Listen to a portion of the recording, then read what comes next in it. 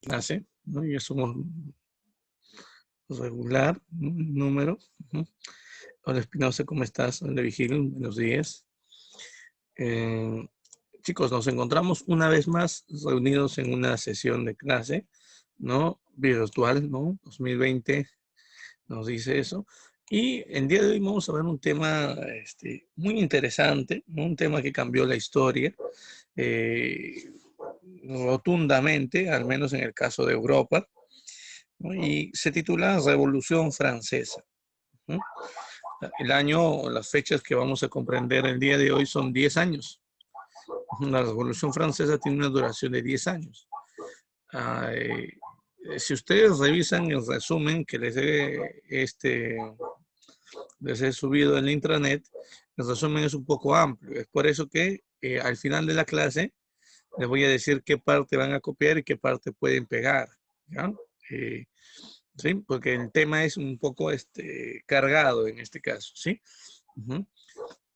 Muy bien, vamos a empezar, chicos, viendo esto. Miren, empecemos primero señalando los conceptos previos o los conceptos básicos de lo que viene a ser una revolución, ¿ya? Recordemos primero qué significa revolución, ¿no? Cada vez que tú veas ahora en adelante, ¿no? De ahora en adelante, cada vez que tú veas el término revolución, tiene que ver con grandes cambios que van a ocurrir en un país, en un lugar. Estos cambios van a estar muy relacionados, estos cambios van a estar muy relacionados a el aspecto político, al aspecto económico, pero también estos cambios van a estar relacionados al aspecto social, ¿sí?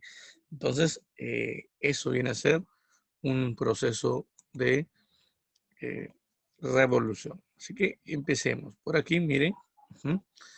eh, tenemos que señalar, chicos, que la Revolución Francesa, uh-huh, un proceso que se inicia en el año 1789, fácil obviamente de determinar el año, ¿no? 1789, miren, va seguido 789. Uh-huh. Por lo tanto, se vivió durante qué siglo. Eso también te pueden preguntar, ¿durante qué siglo? Es un proceso que se termina desarrollando durante el siglo XVIII, ¿ya? Y es un proceso de cambios que van a ocurrir en Francia a nivel económico, social, político, y que van a ser impulsados por una clase social. Esto es sumamente importante, ¿eh? Atento, por favor, escucha esto, miren, resaltamos aquí a este grupo, la burguesía, chicos. Sí, el grupo social, sí, el grupo social en Francia que va a impulsar estos grandes cambios viene a ser la burguesía. Ahora yo quiero que ustedes me digan quiénes conformaban la burguesía. Tradúzcanme, ¿no? Imagínense que estamos en una clase no de historia y quiero yo saber quiénes son la burguesía en Francia. A ver.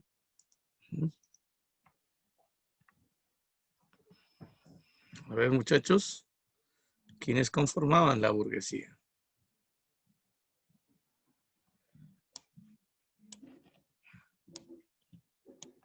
A ver, ¿quiénes eran la burguesía?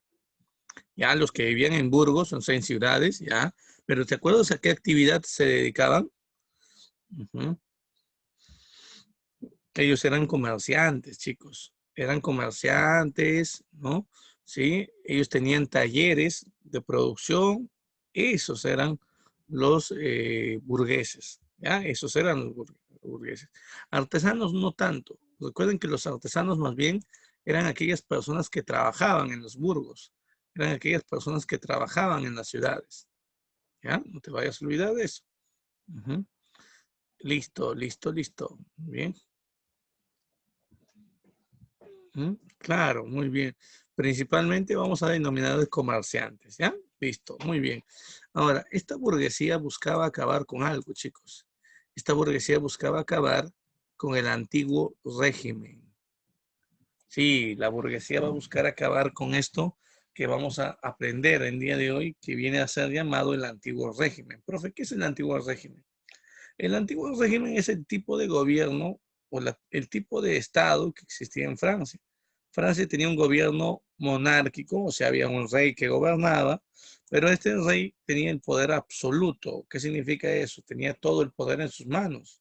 Entonces el rey se va a encargar de esto, justamente. Una de las funciones del rey va a ser acabar con la monarquía absolutista. Además de esto, chicos, ¿sí? Va a existir algo que se llaman rezagos feudales. Rezagos feudales. Profe, ¿qué significa esto de rezagos feudales? Es decir, en Francia, chicos, todavía va a existir, ¿no? Señores feudales. Todavía van a existir este grupo de nobles, los cuales vamos a llamar nosotros señores feudales. Y este grupo, llamado señores feudales, es el sector que va a ir explotando a cientos de campesinos en sus feudos, en sus haciendas. Recuerden que los señores feudales son nobles, por lo tanto, cuando yo diga en clase nobleza, cuando yo hable de nobleza, en nobleza involucra a los señores feudales. En Francia todavía existen señores feudales, existen campesinos explotados. Y también no te olvides que la Iglesia Católica, que había ganado mucho poder durante la Edad Media, en este tiempo todavía tiene ese poder. Todavía la Iglesia Católica mantiene ese poder, ¿no? Que había surgido o que había recibido durante la Edad Media. ¿Ya? No te vayas a olvidar entonces de eso. Ya está. Ahora que ya hemos definido lo que viene a ser la Revolución Francesa, vamos a señalar rápidamente las causas. Pero antes de esto tenemos que aclarar algo muy importante. ¿Cuál es el carácter de la Revolución Francesa? ¿Cuál es el carácter? ¿Qué características tiene? Primera característica, chicos, importante, miren. La revolución se caracteriza por ser democrática. Profe, ¿por qué? Porque va a estar buscando los derechos de las personas. Estás buscando sobre todo el derecho político de las personas, no te olvides. ¿Ya? Por eso podemos decir que la revolución tiene un carácter democrático. ¿Ya? Eh, es decir, que va a buscar esto, Espinosa, va a buscar el derecho para que todos voten. Antes no existían elecciones, ¿puedes creer? ¿Profe, por qué? Porque era una monarquía. El rey gobernaba hasta su muerte. Cuando moría, su hijo asumía el gobierno, su hijo mayor, no te olvides. Ese es el tipo de gobierno en Francia. Nos ponemos a pensar un poquito y decimos, oh, profe, ¿verdad? ¿No? ¿No tiene derecho a votar la población? Claro. Entonces, la burguesía va a buscar cambios en Francia y se va a lograr un derecho al voto. Ahora, un voto para todos es lo ideal. Vamos a ver si eso se cumple o no también aquí. ¿Qué más? Podemos decir que la revolución era liberal porque buscaba qué cosa, las libertades, buscaba derechos, buscaba incluso un hombre libre, libre en elecciones políticas, pero también libre en nacimiento. Un hombre que pueda ser libre para vivir. Los siervos dentro de los feudos no eran libres, recuerden. ¿Ya? Entonces hay que señalar eso. Estaba en contra de la servidumbre, este sistema de explotación. Pero también era burguesa, claro, obviamente, porque la clase social que va a dirigir la revolución es la burguesía. Y era antiabsolutista porque estaba en contra de este poder absoluto que venía teniendo el rey. ¿Ya? Es importante señalar esto. Muy bien. Ahora que ya tenemos el carácter, ¿no? Tenemos por aquí imágenes relacionadas también a los símbolos de Francia, ¿no? La bandera, ¿no? La capital, ¿no? De Francia, París, no te olvides. Muy cerca a París, bastante cerca, existía un palacio llamado el Palacio de Versalles. En ese palacio era donde reinaban en ese momento los monarcas franceses. A ver, vamos a continuar. Hay que señalar las causas. ¿Por qué Francia va a desarrollar una revolución? En Francia se va a dar una revolución porque obviamente la situación económica de Francia no era nada buena. Francia se encontraba en una profunda crisis económica, chicos. Sí, Francia se encontraba en lo que yo he colocado por aquí como una bancarrota fiscal. ¿Qué significa eso? En un país totalmente devastado económicamente. ¿Ya? No hay que olvidarnos de esto. Ahora, profe, una preguntita. Dime, muchacho. Una pregunta, profesor. ¿Eso significa que la economía en Francia estaba arruinada? Sí. Francia tenía deudas. Francia tenía un montón de deudas. Había hecho muchos gastos de forma excesiva, sobre todo durante el gobierno del fallecido rey Luis XV. El anterior rey de Francia, Luis XV, había invertido dinero, ¿sabes dónde, chicos? Apoyando o participando activamente en la llamada Guerra de los 7 Años. En este conflicto, a los franceses no les fue bien. Los ingleses, que eran sus enemigos, vencieron y Francia perdió el control de una colonia importante en Norteamérica, Canadá. Otra más, Luisiana. Francia fue vencida, pierde colonias en Norteamérica, por eso es que en Canadá, chicos, se habla francés y se habla el inglés, porque por muchos años Canadá fue un territorio dominado por Francia y después pasó a ser dominado después de la Guerra de los 7 Años por los ingleses. Esa es la explicación, ¿no? Aquí en el Perú hablamos el español porque España nos dominó por mucho tiempo, ¿no? Vamos así comparando rápidamente para que tengas una idea general de lo que ha ocurrido. También, chicos, después de la Guerra de los 7 Años, Francia invirtió dinero y también envió tropas a Norteamérica a apoyar al proceso de independencia de las 13 colonias inglesas, chicos. 13 colonias inglesas, sí. Estas 13 colonias inglesas de Norteamérica, después de independizarse, van a formar este gran país. A ver, dime, ¿qué significan estas iniciales? EEUU. ¿Qué significa eso? Estados Unidos. Estados Bien. americanos. Estados Unidos, ¿no? De América. Estados USA, ¿no? Unidos. También en inglés sus iniciales son estas, ¿no? USA es lo mismo. Sí, o sea que esas 13 colonias, profesor, se independizaron del dominio británico, del dominio inglés, y van a conformar el país de los Estados Unidos. Muy bien Zulca, muy bien Chávez, muy bien Nanasca, muy bien Machaca, muy bien Claudio, muy bien Urbino. Excelente, chicos. Estoy viendo aquí que están activos, están participando, están atentos, pero no activan su cámara. Uy, ¿qué pasó? Activen su cámara, por favor. Ni siquiera los veo, ¿ah? Así que no hay ningún problema. Solamente quiero que, ¿no?, la tutora nos ayude ahí a verificar que estén en clase. Sobre todo los que no participan. Hola Camila, ¿cómo estás? Muy bien, sigamos avanzando. A ver, otra característica, chicos, otra característica importante es que la crisis de Francia no solamente se dio por los gastos que había desarrollado en estos dos conflictos. Por cierto, apoyando a las 13 colonias o apoyando a Estados Unidos en su independencia, Francia no recibió mucho crédito, sino Francia quiso vengarse de los ingleses. Claro, si en la guerra de los 7 Años Francia perdió Canadá, ahora era la oportunidad de vengarse de los ingleses, haciendo de que ellos pierdan 13 de sus colonias. Y lo logró. Pero bueno, también la crisis se sumó gracias a la reina. Aquí tenemos a la reina de Francia.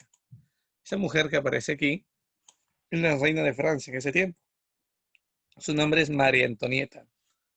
María Antonieta de Austria, una princesa austriaca que contrajo nupcias, se casa con el rey Luis XVI de Francia, su esposa, María Antonieta de Austria. Ya no te vayas a olvidar. Esta mujer era llamada por el pueblo Madame Déficit, porque había generado un déficit económico, una crisis económica en Francia. Profe, ¿cómo le gustaban las fiestas? En el Palacio de Versalles, lugar donde ellos reinaban, un palacio antiguo que había sido creado durante el gobierno de Luis XIV, hace prácticamente 200 años atrás en Francia. En ese palacio, en el llamado Palacio de los Espejos, por la gran cantidad de espejos que existían, se realizaban fiestas, se realizaban banquetes, ¿no? Fiestas, banquetes, que eran organizados por esta reina. Sí. Ahora, profe, una pregunta. Eh, y se gastaba mucho dinero. Ella gastaba dinero sobre todo en vestidos, calzados, joyas, peinados. Miren, por aquí tenemos unas imágenes sobre ella, miren, en blanco y negro, donde representa sus carísimos peinados. Peinados extravagantes, por cierto. ¿Ah? Ujú, ujú. Ya vamos a conocer quién no mata, Espinosa, no te preocupes hoy día. A ver. Ujú. Y obviamente quienes iban a las fiestas que ella organizaba eran la nobleza, o sea, los señores feudales de provincias, ¿sí? Y también los miembros de la iglesia, obispos, arzobispos, ¿no? Esta gente acomodada económicamente hablando, eran los que asistían a estas fiestas. Se organizaban grandes banquetes, ¿no? Varios días duraban las fiestas y el dinero del Estado se malgastaba o se derrochaba en esto. Por eso es que el pueblo la llamaba Madame Déficit. Si a esto le sumamos, chicos, la crisis agrícola, miren aquí tenemos la imagen de un campesino, que obviamente nos representa el momento de la crisis. Sí, Francia había vivido 10 años de sequía, chicos. Desde 1778 a 1788, años previos a la revolución, estos años previos, chicos, eh, Francia había vivido años de sequía. Prácticamente la producción de alimentos, sobre todo la producción de trigo, que era lo que principalmente se sembraba en Francia, se había reducido prácticamente a la nada. No cultivaban casi nada los franceses. Eso fue un problema. Sí, eso fue un problema. Profe, ¿por qué? Porque al no haber muchos cultivos de trigo, el trigo fue escaso. ¿Y qué pasa cuando un producto es escaso? Sube su precio. ¿Entiendes? Sí, claro, bueno, muy bien, Cabrera, claro, ajá, muy bien, sube el precio. Por lo tanto, eso generó que el trigo, la harina y el pan, porque el pan se hace de harina de trigo, no te olvides, sí, el llamado pan francés, no por nada es llamado el pan francés, porque la población de Francia estaba acostumbrada a comer harto pan. Se calculaba que antes de las sequías, ¿no? Para el año 1777, una persona adulta en Francia, un varón adulto, consumía al año un promedio de 60 kilos de pan. Al año, 60 kilos de pan. Se eran adictos al consumo del pan. Imagínate cómo les chocó a la población cuando se encarece el precio de este. De repente ustedes han hablado en literatura de Víctor Hugo. ¿Han escuchado de Víctor Hugo, chicos, este escritor francés? No. Víctor Hugo, ya, muy bien. Víctor Hugo tiene una obra llamada Los Miserables. Víctor Hugo vive en este tiempo de la Revolución, él existe en estos tiempos. Él vive el contexto de la Revolución Francesa. En su obra habla de un tal Jean Valjean, que es el personaje principal de la obra Los Miserables. En Jean Valjean, él va preso, ¿por qué? Porque se terminan robando, ¿qué cosa? Una pieza de pan, imagínate. ¿No? Obviamente rompe los cristales, ¿no? Se le acusa de otras cosas más, pero va preso. Ese es el contexto. La gente robaba panaderías. ¿Por qué? Porque el precio del pan era tan alto y acusaban a los panaderos de ser responsables de, de acumular pan, no venderlo el mismo día que se había realizado. ¿Para qué? Para que puedan venderlo al día siguiente a un precio más alto, ya que cada día el precio del pan subía, imagínate. Ese es el contexto que se está viviendo en Francia, pues chicos. ¿Me entiendes? Un contexto bastante crítico. Mientras el pueblo prácticamente mendigaba, vemos aquí una imagen donde las personas prácticamente están saqueando una panadería, ¿sí? Asesinan a los panaderos, asaltan panaderías. La población en Francia estaba loca, chicos. Necesitaban comida, ¿me entiendes o no? Profesor, ¿Sí? ¿Sí? o sea, los panaderos no tenían guardianes, protectores ni nada para que... No, recuerden que los panaderos son personas comunes y corrientes. Tener un guardián, ¿no? Tener una seguridad o algo así costaba dinero y ellos eran gente del pueblo. Así que eran víctimas de esto, pues, muertes, asesinatos, amenazas, ¿no? Y todo eso. Chicos, estaba mal la economía francesa. Obviamente tenía que haber un cambio, por eso hay una revolución. Ahora, sigamos avanzando. Miren, sigan preguntando. Muy bien. Ujú. Miren ahora, en el aspecto político, ¿qué tal está Francia? Recuerden que en el aspecto político es esta pareja la que está reinando. Estos dos personajes que aparecen en la imagen. ¿Te acuerdas cómo se llamaba la reina? Ya se olvidaron, no puedo creer. María No. Antonieta de Austria. María Antonieta de Austria. Muy bien, claro, Obvio. era muy bien, chicos. Era la reina María Antonieta de Austria. Muy bien, Ana, también tú por el chat. Excelente, Vigil, muy bien. Urbino. Y su esposo era Luis XVI, el bueno. Recuerden que el poder que ejercía, sobre todo el rey, era un poder absoluto. ¿Ya? Lo que él decía se tenía que cumplir. Así era, chicos. Aquí no había que un congreso que se evalúa lo que dice el presidente. No. Eso no es el Perú, ¿no? De hoy que vemos cómo el Congreso quiere opacar al presidente. No, no, no. En Francia no existía ni Congreso, chicos. No existía autoridad o institución que supere el poder del rey. Lo que él decía se hacía. Imagínate, ¿me entiendes? Eso era en el caso de la política. Pero además de esto, recuerden que en las provincias de Francia, en las provincias, ¿sí? Existían nobles, existían señores feudales que tenían mucho poder y que explotaban a campesinos como si fueran siervos dentro de sus feudos. Entonces todavía existe una explotación de este tipo, chicos. Y, profe, una pregunta. Ahora que habla de todo esto, ahora que habla de todo esto, ¿y dónde estaba la burguesía? Ah, si quieres conocer dónde se encontraba la burguesía, tenemos que ver nuestra pirámide social que está por aquí, 3.3. Vamos a hablar de los problemas sociales. Miren, en primer lugar tenemos que ubicar a la burguesía. Aquí está la burguesía. Sí, chicos. La burguesía se ubica en la parte inferior de la sociedad. La burguesía pertenece al llamado tercer estado, ¿ya? La burguesía pertenece al tercer estado. Entonces, no hay que olvidarnos, chicos, ¿sí? No hay que olvidarnos de lo siguiente. Miren, la sociedad francesa se encontraba dividida en 3 estados o 3 estamentos. Habían 3 grupos sociales en Francia, ¿sí? 3 grupos sociales. A estos grupos se les llama estados o estamentos. Así que voy a resaltar los 3 estados con blanco. Miren, primer estado lo conformaba ¿quién? El clero. ¿Ya? Kevin, Mesías Kevin Luna es del salón.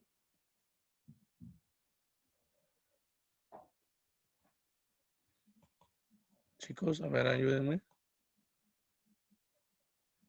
Mesías Kevin Luna Modesto, dice.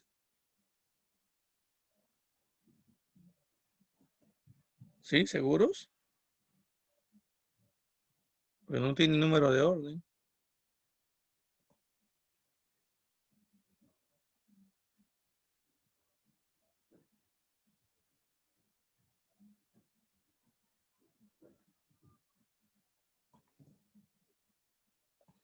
Ya, ajá.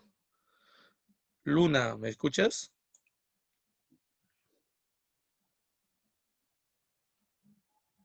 Luna. Sí. Luna, te has unido recién, me parece. Trata de ponerle tu número de orden, por favor, delante de tu nombre, por favor, ¿sí? Ujú. Ya, listo, muy bien. A ver, les estaba diciendo que en Francia, chicos, existían 3 grupos sociales. Sí, habían 3 grupos sociales aquí. Gracias, chicos, por ayudarme. A ver, miren. eh, Teníamos el clero. El clero está conformado por todas las personas que están vinculadas a la Iglesia Católica. Ya no te olvides, aquí están todas las personas vinculadas a la Iglesia Católica. Ellos son dueños de muchas tierras, ¿sí? Y cobran impuestos. Por ejemplo, cobran los diezmos. Recuerden que el diezmo se entendía como eh, el 10% de lo que cada persona recibía como ingresos al mes, tenía que darlo aquí a la Iglesia Católica. Ya no te vayas a olvidar. También tenemos el segundo estado. Segundo estado, aquí está, miren. El segundo estado está conformado por la nobleza. La nobleza. Estoy hablando de los señores feudales. Son dueños, obviamente, de gran cantidad de tierras. En esas tierras se explotaban a quién? A los siervos, a los campesinos. No te vayas a olvidar. ¿Sí? Estos dos eran parte del grupo de los privilegiados. Profe, ¿qué significa privilegiados? Es decir, chicos, grupos que no tenían que pagar impuestos. Ellos estaban exonerados de pagar impuestos. Ellos no pagarían impuestos. A esto se llama privilegiados. Pero tenemos también a un tercer grupo. Sí, miren por aquí. Tenemos al grupo de el tercer estado, también llamado el estado llano. También se le conoce así, chicos, como el estado llano. O sea, profe, ¿qué es la llanura? La llanura o la parte llana es la parte inferior, la parte baja de la sociedad. Ellos pertenecían a esto. Y ellos representaban el 92% de la población total de Francia. Eran la mayoría. Y aquí encontrábamos al pueblo, sobre todo. Y cuando yo te digo pueblo, tengo que referirme a la burguesía, los comerciantes, a los artesanos, a las personas que laboran, carpinteros, zapateros, por ejemplo, ellos. Ujú. También tenemos aquí a los sans-culottes. Profe, ¿quiénes son los sans-culottes? Los sans-culottes, chicos, ¿sí? O también conocidos con el nombre de los sin calcetines. Sin calcetines. El calcetín es el nombre que se le da a las medias largas, blancas, que se usaban hasta la rodilla. Son llamados también bombachos en ese tiempo. Significan los sin calcetines o los sin bombachos. Profe, ¿por qué sin bombachos, sin calcetines? Porque ellos dejaron de usar los bombachos. Ellos se daban cuenta de que solamente la nobleza, ¿no? O sea, el segundo estado, utilizaban esos bombachos y ellos, al sentirse no iguales a la nobleza, sino con menor poder económico, pobres, puede decir, dejaron de utilizar los bombachos. Por eso se hicieron llamar los sin bombachos o los sin calcetines. ¿A qué me estoy refiriendo, chicos? Eran gente que vivía en las ciudades, como París, la capital de Francia. Era un pueblo urbano, o sea, vivía en las ciudades. Urbano significa eso, ciudad. ¿Ya? Aparte de esto, no tenían ocupación fija.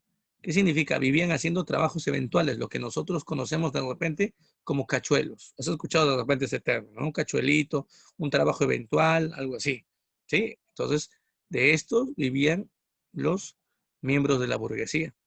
También aquí encontramos a quienes, a ganaderos, encontramos a campesinos. Recuerden que la mayoría de estos últimos están explotados en las provincias por los señores feudales como si fueran siervos de la gleba dentro del feudo, no te olvides. ¿Ya? Es importante recordarnos esto entonces.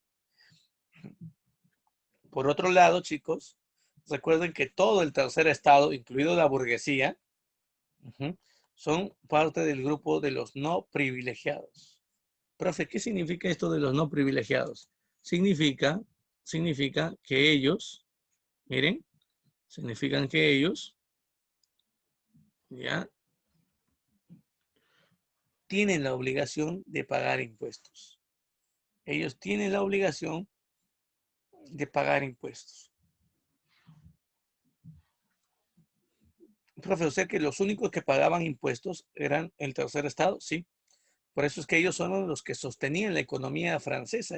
Los impuestos que ellos pagaban servían para los gastos que el Estado realizaba. Pero recuerdo también que habían gastos que no eran necesarios, como las fiestas que hacía María Antonieta. Y bueno, recuerden, chicos, recuerden, vamos a ver por aquí, tenemos también otras causas ideológicas. Obviamente hay una ideología que va a influir en la revolución. Hay un nuevo pensamiento en el siglo XVIII cuyas ideas van a impulsar la Revolución Francesa. Estoy hablando de qué tipo de movimiento, la Ilustración. Sí, tenemos a tres personajes importantes en Francia, tres pensadores de este tiempo ilustrados. Tenemos el primero a Jean Jacobo Rousseau, tenemos a Voltaire y tenemos a Montesquieu. Las ideas de estos tres personajes por derechos, por igualdad, por ir en contra del gobierno absoluto del rey, esas ideas que ellos plasmaron en textos, en libros, estas ideas van a ser muy importantes en este momento y van a ser prácticamente el motor ideológico, ¿sí?, que va a impulsar la Revolución Francesa. Ya no te vayas a olvidar de esto. Muy bien, Mers, claro. Listo, empecemos a ver el proceso revolucionario. La revolución, chicos, se divide en dos momentos. Una fase monárquica, donde todavía el rey está en el poder, y una fase republicana, donde el rey ya no gobierna en Francia. Empecemos con el caso de la fase monárquica. La fase monárquica, chicos, tiene una duración hasta el año de 1792. Son 3 años que dura la fase monárquica. Durante este tiempo, el rey Luis XVI contrató los servicios de este personaje que aparece en imagen. Su nombre es Necker. Necker, una persona de origen popular, una persona de origen humilde, que había poco a poco logrado crecer en el comercio, se había vuelto un comerciante bastante próspero, fue nombrado como ministro de Hacienda o ministro de Economía del gobierno de Luis XVI. Y obviamente Luis XVI le encargó que encuentre la solución para la crisis económica que Francia vivía en esos años.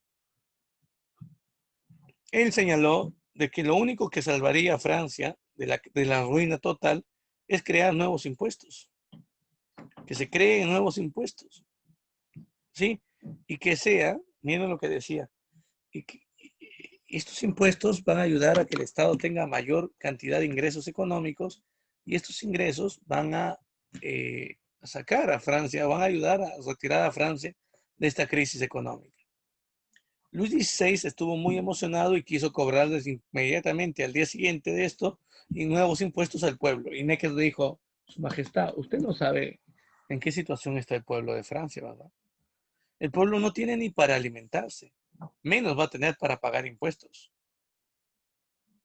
Hay gente que incluso va a su palacio de Versalles en las noches y trata de recoger el desmonte de desechos o de basura que usted genera en su palacio todos los días. La gente va y se termina alimentando de lo que queda, del alimento que usted desecha. Y la gente no va a querer pagar impuestos, no puede pagar. Entonces Luis XVI le dice a Necker, entonces, ¿qué está diciendo? ¿Que sea el primer y el segundo estado quienes paguen estos impuestos? Y Necker le dice, sí, Su Majestad. Tiene que ser el primer y el segundo estado quienes paguen esto. Los privilegiados tienen que pagar una contribución, un impuesto. Luis XVI fue y le consultó a la nobleza y al clero, a la iglesia, a los miembros de la iglesia. Necesitan, ¿quieren ustedes pagar impuestos? Le dice, quieren. Y obviamente el primer y el segundo estado le dicen, no, no vamos a pagar impuestos. ¿No? Se negaron a pagar, chicos. Luis XVI informa de que le dicen, el primer y el segundo estado no están de acuerdo con pagar impuestos. Aseguran que nunca han pagado y no tienen la necesidad de pagar ahora impuestos. Necker le dice, Su Majestad, usted tenía que imponer lo que yo le había dicho como recomendación. Ahora que usted no ha podido, tenemos que convocar a los estados generales. Y así fue como se convocaron los estados generales. Aquí vemos la reunión de los estados generales. Es una asamblea, es una reunión donde participan los representantes del primer, segundo y del tercer estado. Participan del primer estado 300 clérigos, del segundo estado 300 nobles y del pueblo 600 burgueses. Profe, ¿por qué van más del pueblo? ¿Por qué van más? Ah, porque recuerden que el pueblo representaba el 92% de la población francesa. Como era el mayor porcentaje, iban el doble. Ahora, había un requisito para ir a los estados generales. ¿Cuál era el requisito? El requisito era saber leer y escribir. Por eso que únicamente en el tercer estado había la presencia de burgueses, ya que eran los únicos con suficiente nivel de conocimiento para saber leer y escribir. El campesino, el sans culottes, ese pobre que vive de cachuelos en la ciudad, ellos no tienen la habilidad de poder leer y escribir. Eran tan pobres que no habían recibido una educación de ese tipo, básica. Recuerden además que el objetivo del tercer estado es solucionar la crisis económica en Francia. Y para eso se debería votar, los miembros que están reuniéndose deberían votar y elegir quiénes deberían pagar los nuevos impuestos que saquen a Francia de la crisis. Y ahí es donde surge el problema del voto. Pero si queremos saber lo que es el problema del voto en Francia, los espero en unos 7, creo, 8 minutos. ¿Sí? Conéctense, por favor, puntuales, chicos. ¿Sí? Nos vemos, ya se va a cortar esto. ¿Sí? Entonces los espero.